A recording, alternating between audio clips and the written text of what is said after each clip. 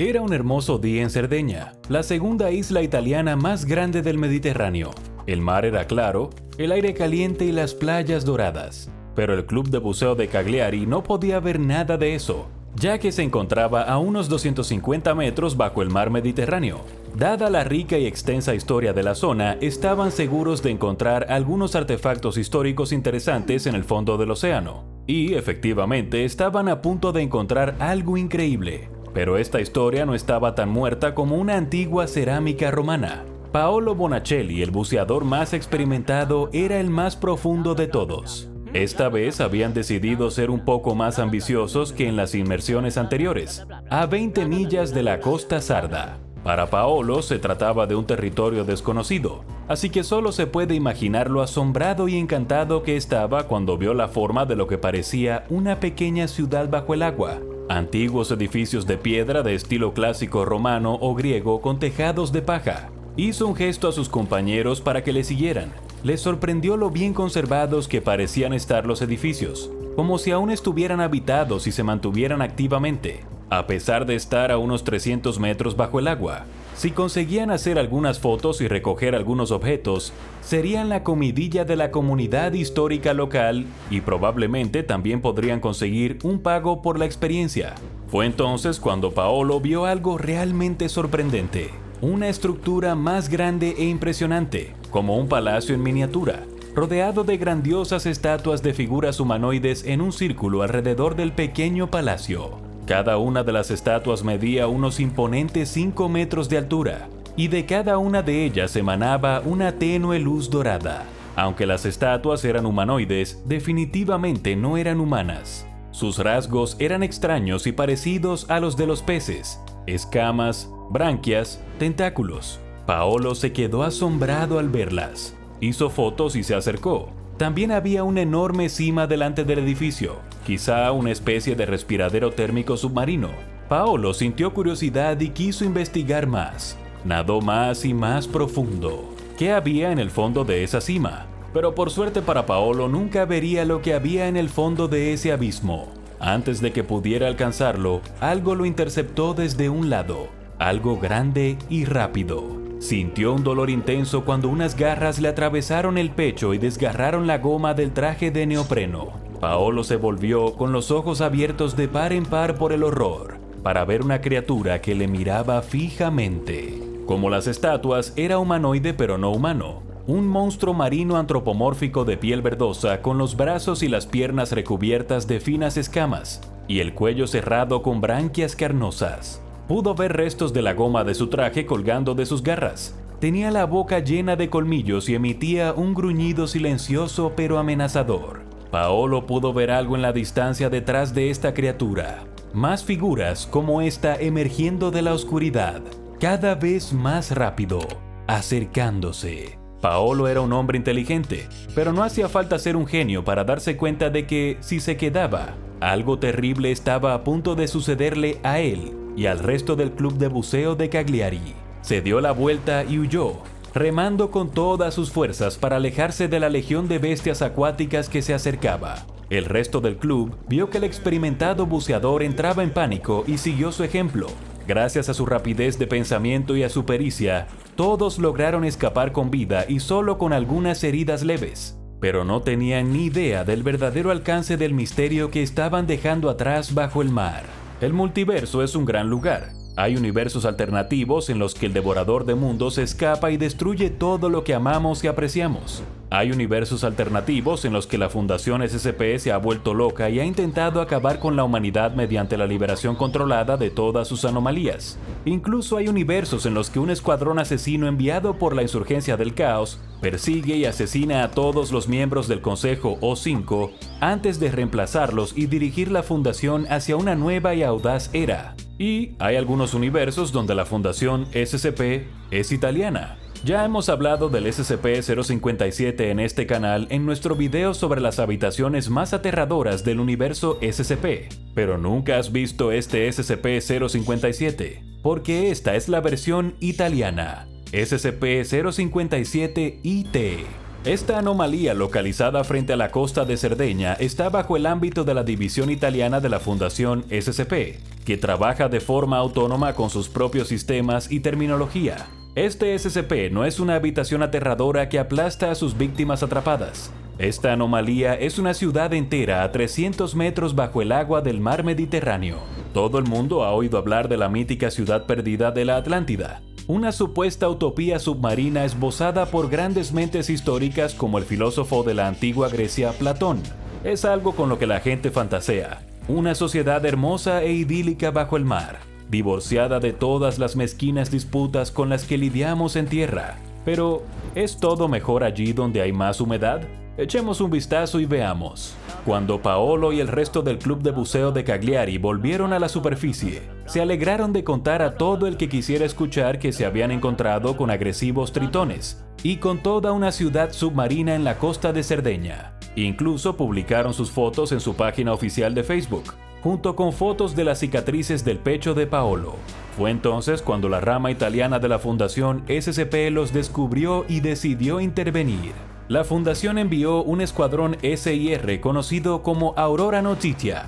Los SIR son la sección de inteligencia e investigación de la Fundación SCP italiana, una especie de destacamento móvil que investiga posibles pistas informativas. Paolo y su equipo recibieron un tratamiento amnéstico y cualquier prueba que hubieran recogido fue borrada de la existencia.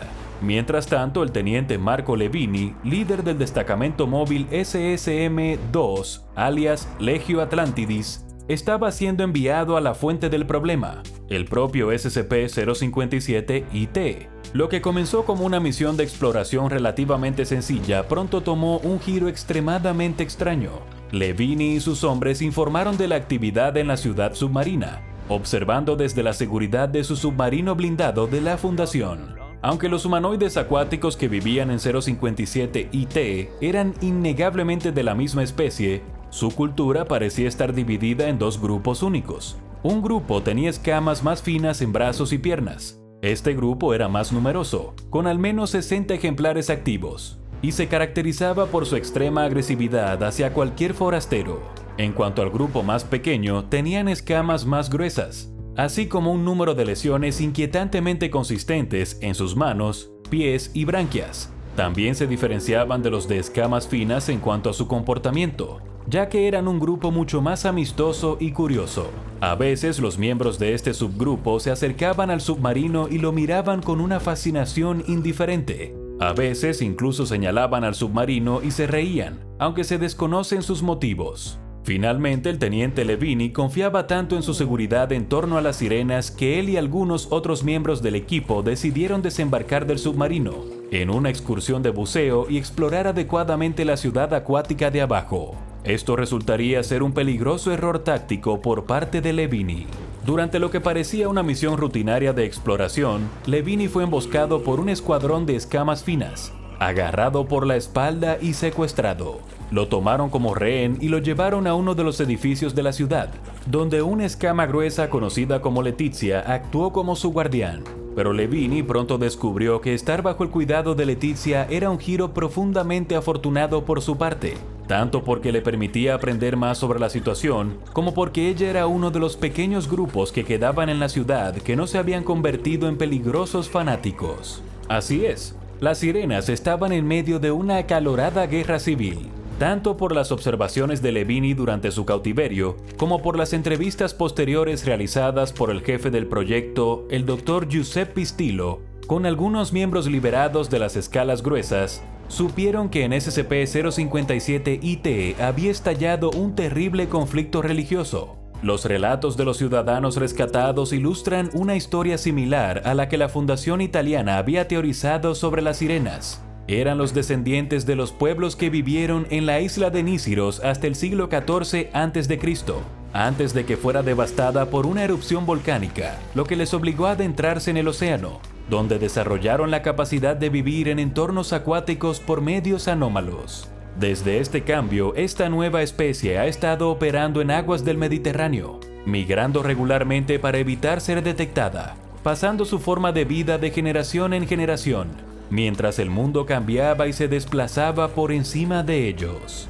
En muchos aspectos eran bastante parecidos a los humanos, como sus hábitos reproductivos. Se aparean y se reproducen tras un periodo de gestación, más parecido al de los mamíferos que al de los peces, aunque su periodo de gestación es ligeramente más corto que el de los seres humanos de 6 meses. Hablan mayoritariamente en latín, aunque el sireno más anciano de entre ellos también habla griego antiguo. Los niños sirenos nacidos en la contención de la fundación han demostrado una gran capacidad de adquisición de idiomas, ya que han demostrado ser más que capaces de aprender el italiano moderno. Y lo que es más fascinante desde el punto de vista del estudio sociológico, los sirenos han formado su propia y única cultura bajo el mar. Y aquí es donde empezaron los problemas. Absteniéndose de creer en los panteones griegos y romanos que sus antepasados admiraban, los sirenos adoraban en cambio a su propio grupo de deidades ligadas al agua, cuyas imágenes se reflejan en las grandes estatuas del centro de la ciudad.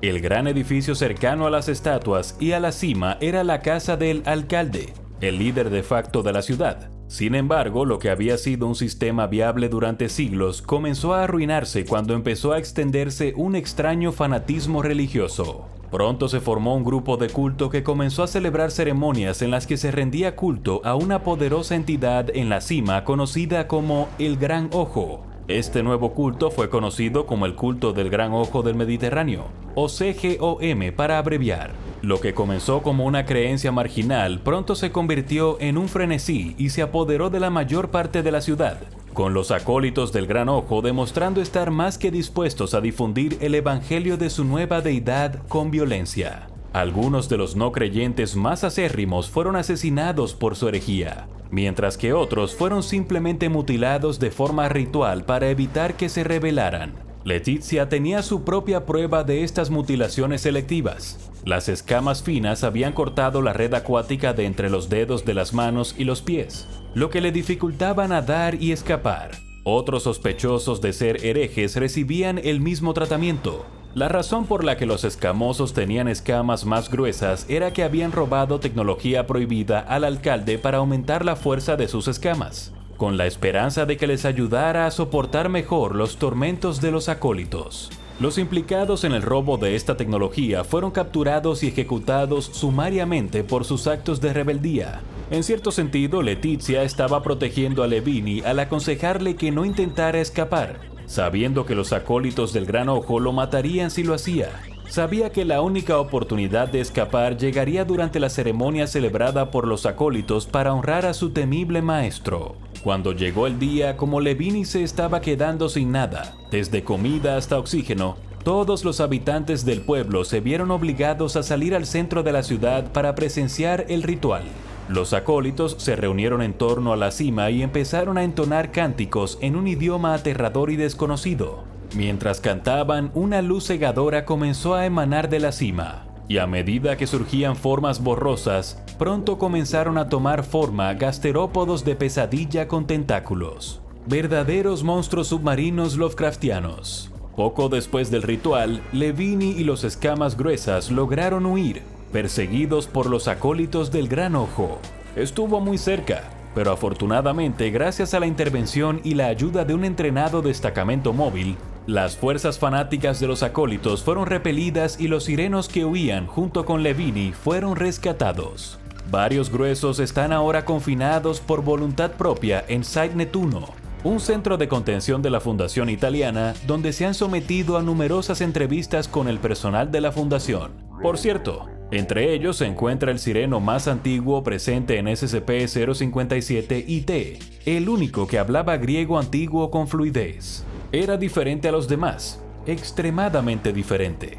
De hecho, era una deidad hecha carne, una de las deidades sustituidas por los adoradores del Gran Ojo. Este desafortunado ex dios había hecho todo lo posible para mantener la vida de su pueblo segura y pacífica. Pero a pesar de su sabiduría y sus mejores esfuerzos, el infierno se había desatado una vez más. No todo es bueno en SCP-057-IT. Aunque el cuerpo de un ser humano cambie, su naturaleza no lo hace, y las peores partes de la naturaleza humana parecen haber seguido a estos desafortunados seres humanos en lo que debería haber sido su paraíso bajo el mar. Pero no toda la esperanza está perdida. Si tuvieras que juzgar a toda la raza humana por una sola comunidad en conflicto, probablemente tampoco te llevarías una impresión muy favorable de nosotros. La correspondencia con una rama francesa de la Fundación SCP revela que los sirenos no están localizados únicamente en una ciudad submarina en guerra en Cerdeña. Los agentes de campo de la Fundación también han descubierto y confirmado la presencia de sirenas en la costa de Francia. A día de hoy, el 80% del océano sigue sin estar cartografiado. ¿Quién sabe qué más hay ahí fuera esperando a ser encontrado? Ahora vaya a ver el horror de la lluvia robacuerpos SCP-3300 y SCP-1861, la tripulación del HMS Wintersheimer, para ver más horrores acuáticos de la Fundación SCP.